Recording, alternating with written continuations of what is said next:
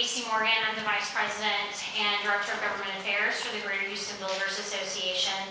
I'm here today to offer GHBA's opposition to an ordinance change that is on your agenda. I believe it's item 23.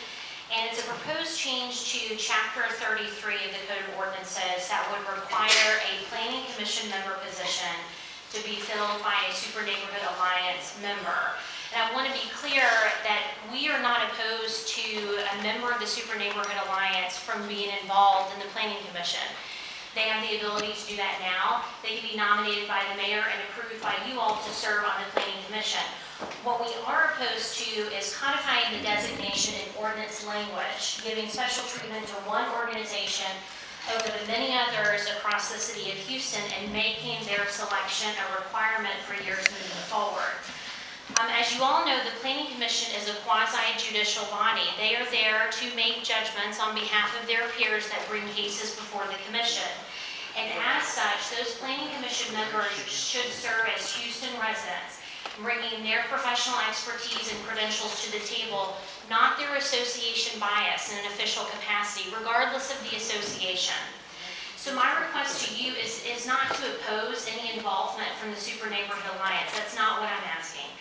My request is that you consider the precedent that this sets moving forward and consider opposing giving one organization over the many others any preferential treatment when it comes to a position on the Planning Commission. Also, I want to add that this amendment is a part of amendments that are related to the general plan, but I don't believe this has been vetted by stakeholders, and it affects multiple stakeholders across the city. I'm a member of the General Plan Steering Committee, and I can tell you that this particular amendment was not discussed at the committee meetings. I've been approached by Planning Commission members who were unaware of the amendment, and so I think because of the possible precedent that this sets moving forward, that you take a moment to consider what that does and the implications and involve more stakeholders into the discussion. Thank you. Councilmember Robinson. Thank you, Mayor.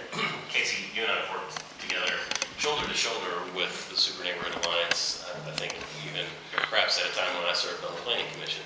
As former president of that, I would have been that person sitting on the Planning Commission who was involved with the Super Neighborhood Alliance. So I take it this is not an indictment of our friendship and working together in the past. What I would like to hear you comment on is perhaps a distinction that I understand regarding the Super Neighborhood Alliance, which is that it is something that is enshrined in the city charter in the language of Chapter 33 now. And something, I think, since this mayor took over, has had a relationship with the city that has involved some change with the new Department of Neighborhoods and other departmental things that is fundamentally meant to help the city, help our neighborhoods, independent of really any funding that comes to them through taxes or any other kind of city revenue. So I think the notion, as I understand it, is to support neighborhoods as a part of that Planning Commission body.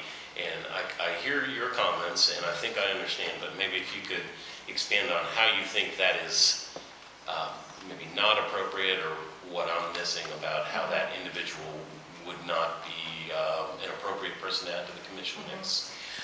One, I think it's a slippery slope. Two, nothing forbids them from participating on the Planning Commission as it stands now.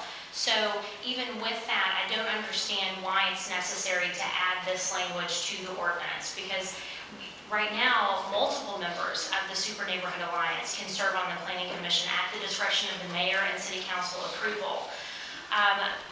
I mentioned that it's a slippery slope. I think that there are other organizations like the Construction Industry Council, for example, that's oftentimes considered an arm of the city government. Right now, actually, Sheila Blake from the Code Enforcement Office is sending over the city's proposed amendments to the International Residential Code to be reviewed by a body, a formal body of industry representatives. And so I think we should be careful in extending that type of treatment to one organization over others, because you could easily make the argument that there are other organizations that have and serve in an official capacity like the Super Neighborhood.